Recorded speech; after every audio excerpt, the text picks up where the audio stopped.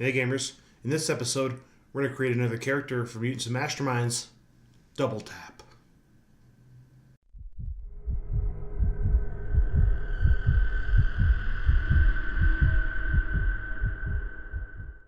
Hey gamers, welcome back to Game Master's Dungeon. I'm Brian, your Game Master.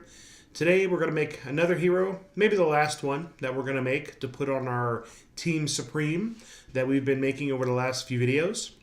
I'm going to call him Double Tap. If you want to know how to create a character like this, grab your book, get your character sheet, and get ready to follow along. Alright gamers, so here we are, we got our PDF pulled up here. We're going to take a look at Double Tap. We're going to see how I made him. He's a pretty simple character, but I think he's a pretty good character. I thought it was a pretty good concept. Every team needs a character kind of like this. So, well, let's just go ahead and get into it. Let's see what you think. So, I decided to call him Richard Riggs. Obviously, his identity is Double Tap. So he's male, he's 29, he's 5'7", 165 pounds, blue eyes with sandy blonde hair. As part of Team Supreme, base of operation is the Vault, made him power level 10. So he spent 74 points in abilities, 21 in powers, 18 in advantages, 29 in skills, 8 in defenses.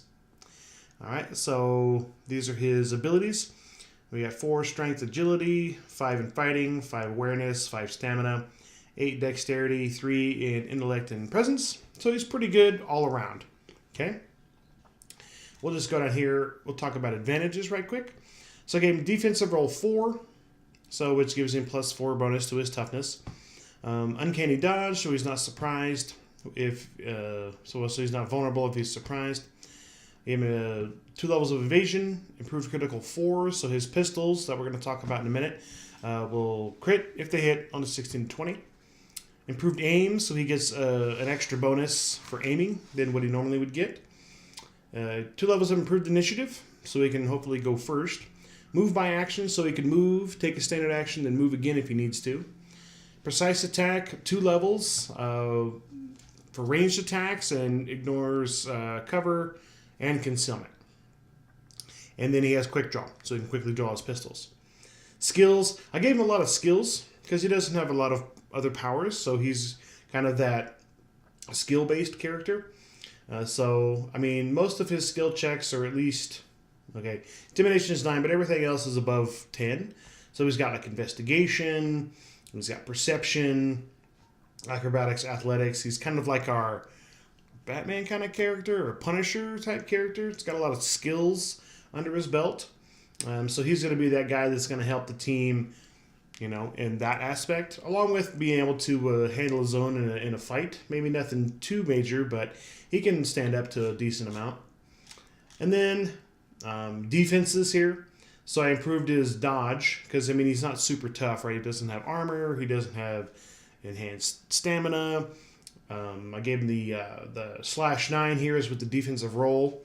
So I improved his dodge, so he dodged because his job is to kind of stay at range and work his business with his guns. Versus obviously his parry isn't as good, so he's going to try to avoid like the physical fight. Going to stay at range, so he's going to rely on his dodge more.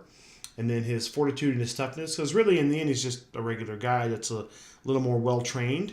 We'll do the story time here at the end of this, so stay tuned for that. So then what I did, so in his powers, so I gave him, he's got 2 pistols, right? So I left me some Devil May Cry. So the ebony and ivory that Dante uses, I thought it was kind of cool. I'm going to bring that over here. Okay.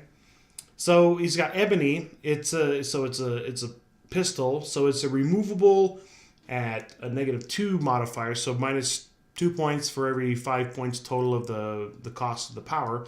It's ranged, penetrating of 6 ranks, damage 6, which is normally 18 points. So that's 3 instances of 5, so 5, 10, 15. So that's -6 points. So instead of 18, it costs him 12. And then ivory is a ranged incurable damage of 6, easily removable. So normally that would cost him 13 points. So that's 2 instances of a full 5 points. So that costs it refunds him 4 points. Only costs him 9 points for this weapon. So that's for the 21 points, 12 and 9. All right, so super simple character. Nothing Nothing crazy, but we're going to go into some story time right now. And we're going to kind of talk about Mr. Riggs and see what you think.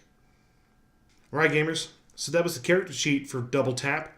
Let's talk about some story. Who is Richard Riggs?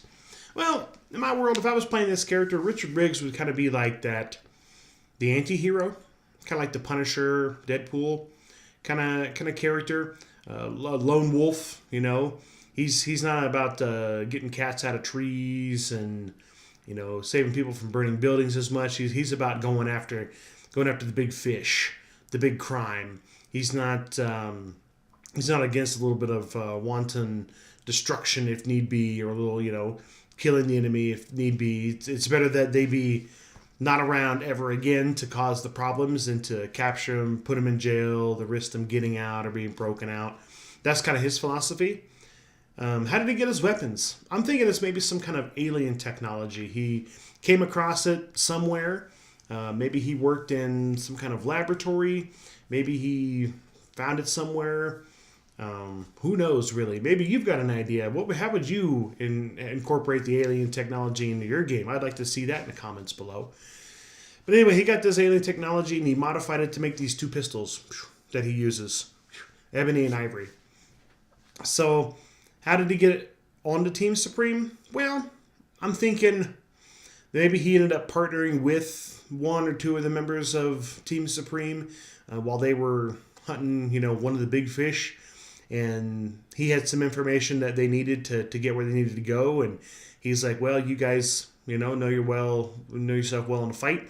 So they kind of teamed up a couple of times. And eventually he got the invitation, to join the team. And at first he's like, nah, get out of here. I don't need this. But then they kept offering. So he eventually accepts. He's on the roster, but he doesn't have a bunk. He doesn't have a room there in the vault. He's got his own lair, his own base of operations. He helps out when need be. So he's definitely a character that stays at range. He works his magic with his guns, and he uses his skills to help support the team. So not like a very complex character, but interesting none the least. So, I hope you liked that video. If you did, hit that like button. If you want to support my channel, hit the subscribe button. Don't forget to hit the bell icon while you're at it so you can get notifications when I upload new content. Also, join us over on Discord. The link will be in the description below. Some of the other subscribers have come over. We're having some great conversations about all kinds of gaming content. I would love for you to join us there. You can follow me over on Twitter as well at GameMastersDone1 if you'd like to see updates on future content and things I'm doing in my gaming life. I would like to hear about that kind of stuff from you as well. Or you can put it down in the comments below. Either way, I'd like to see that kind of stuff. So, until I see you again in the dungeon, I'm Brian, your Game Master, and happy gaming.